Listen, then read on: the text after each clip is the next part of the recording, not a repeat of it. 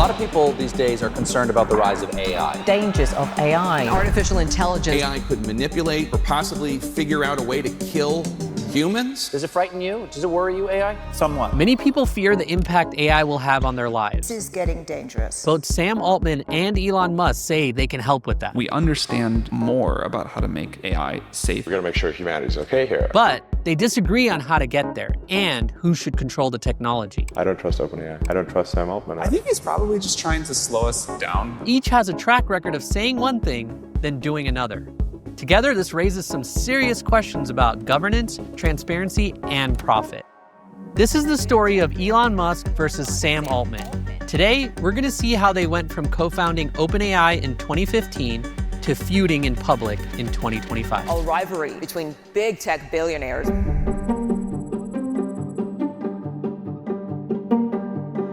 First, to understand why Altman and Musk are fighting, we have to go back to 2015. Back to when they were friends.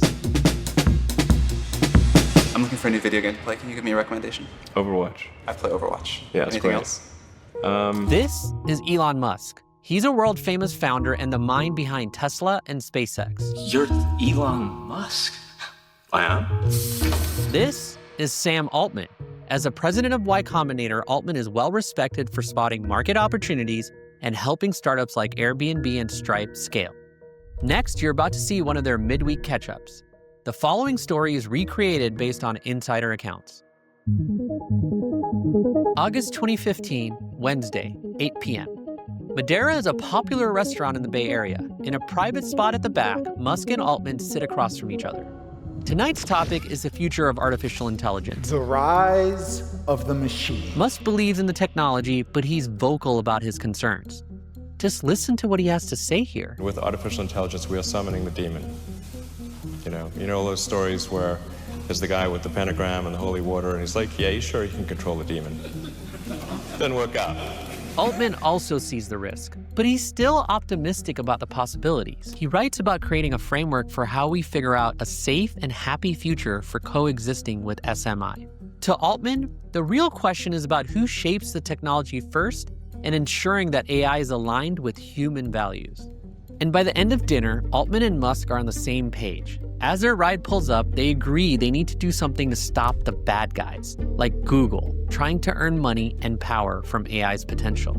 So they decide to create OpenAI, an open source nonprofit, with a mission to make artificial intelligence safe and accessible for everyone, without answering to shareholders.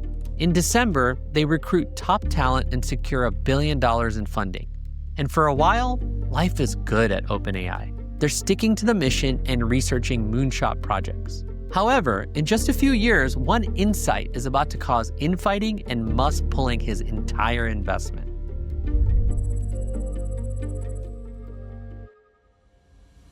In 2018, Musk officially leaves OpenAI. Publicly, the reason given is a conflict of interest because Tesla is working on their own AI for self-driving. But this isn't the whole truth, and here's what I've been able to identify. Let's wind back the clock to see what actually happened. From 2015 onward, OpenAI has only been working on basic small AI models. But then in June 2017, Google makes a breakthrough discovery called the Transformer, and OpenAI starts experimenting with it. What they figure out is that the Transformer can do something people didn't think was possible. The Transformer tech can scale up large language models, or LLMs, by reducing the size of computing bottlenecks. It's like switching from a slow, single-file line at the grocery store to a massive self-checkout system, a concept known as parallel processing. OpenAI could get these models to predict the next word in a sentence by training them on tons of data at once, fully unsupervised. And it changes everything. Altman now believes these models are the future of artificial intelligence. Personally, the single thing I'm most excited about is what this is going to do for scientific discovery. So OpenAI pivots and starts building LLMs. This move changes the way they operate, moving away from general research. And as you'll see later on, this shift in strategy creates tension with OpenAI's original mission. But for now, Musk is concerned about Google's progress. He thinks OpenAI is miles behind. And since it's going to cost a fortune to catch up, he suggests a more aggressive approach. According to Musk, OpenAI needs to do two things. One, raise more money. And two, think about becoming a for-profit company. At first, the board is open to these ideas, but Musk thinks they're moving too slow. And in early 2018, he tries to take over OpenAI and get rid of Altman as CEO. When that fails, Musk throws a Hail Mary and offers to fold OpenAI into Tesla. But again, OpenAI's board turns him down. They feel that no one person should have full control of the company. This leads to Musk walking away from OpenAI, pulling his funding, and promising to create a competitor.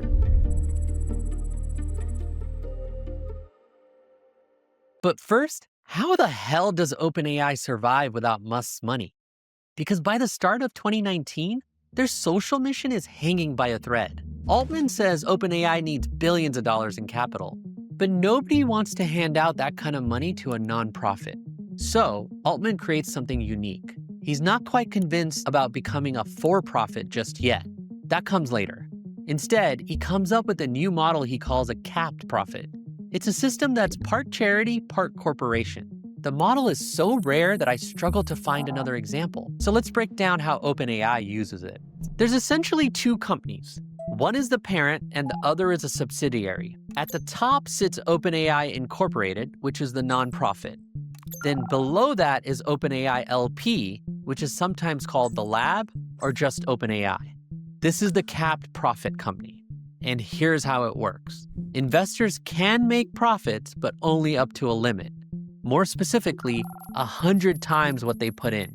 Any additional money they make goes back into the nonprofit. Some argue this new model is exactly what OpenAI needs to survive. Yet others worry it puts them on a slippery slope, free-falling toward the corporate behavior they set out to oppose. Regardless of where you stand, the move helps them raise money. In July 2019, OpenAI lands a game-changing deal. They announce a $1 billion partnership with Microsoft. Almost overnight, OpenAI goes from financial trouble to one of Silicon Valley's hottest startups. They steam ahead with LLM research, paving the way for ChatGPT in late 2022. But this growth comes at a cost. Not all of these changes align with the original mission. And that's exactly why Musk is furious with Altman. Remember how OpenAI set out to build value for everyone and not just shareholders? Let's see if they've stuck to that promise. Since their first $1 billion investment, Microsoft has put in much, much more. As of today, their total investment is around $13 billion. Details are shaky, but it looks like Microsoft is getting most of OpenAI's profits. Analysts also suggest OpenAI is becoming more and more commercialized. They're shipping products faster, particularly with ChatGPT, which is reportedly raking in $300 million a month in revenue. Plus, Microsoft has the rights to take OpenAI's tech and dial it into Bing, Copilot, and Azure. And despite the promises of being open, they're not really living up to that anymore. In fact, GPT-3 and GPT-4 are kept under wraps. People can't access the code that powers ChatGPT, which OpenAI claims is about safety. Then there's Altman's appearance in front of Congress. You make a lot of money, do you? No. I'm paid enough for health insurance. I have no equity in OpenAI. Really? Yeah. That's interesting. You need a lawyer. I need a what? You need a lawyer or an agent. I'm doing this because I love it. But here's a real bombshell. In late 2024, OpenAI announces plans to become a for-profit public benefit company. OpenAI confirming plans to restructure its operations in 2025. Specifically, a public benefit corporation. And Bloomberg reports that Altman will get a 7% stake in that venture. For context, those shares could be worth up to $21 billion. This isn't a big deal just because of the equity, but because OpenAI could start to look more like a traditional tech company. All that said, it is possible Altman genuinely believes that a for-profit structure is the best way to scale OpenAI's impact. But Musk isn't buying it. For him, it's hypocrisy. Altman says one thing, then does another. He calls Altman a swindler and a scam, tweeting that OpenAI has become a closed-source, maximum profit company effectively controlled by Microsoft.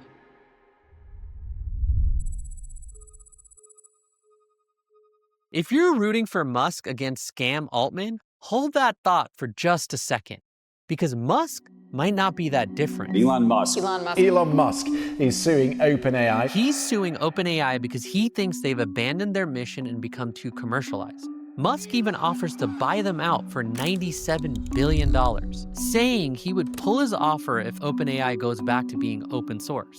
But let's be real for a second. His venture, xAI, is also a for-profit, closed-source company. And don't forget, Musk himself pushed for OpenAI to be for-profit and tried to seize control of the company and fold it into Tesla. Then there's this question of bias. Musk has a history of calling ChatGPT too censored and corporate, and he's pitching his alternative chatbot Grok as a truth-seeking AI that's anti-woke. But how objective can it be if it's built and operated by a corporation? Even Grok 3 censored criticism about Musk and Trump in 2025. This question brings us back to AI alignment.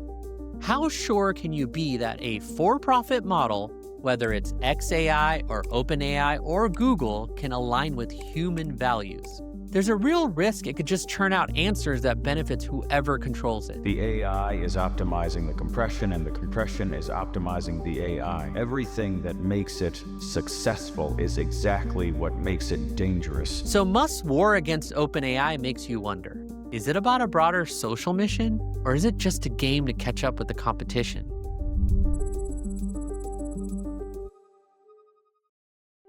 So here we are.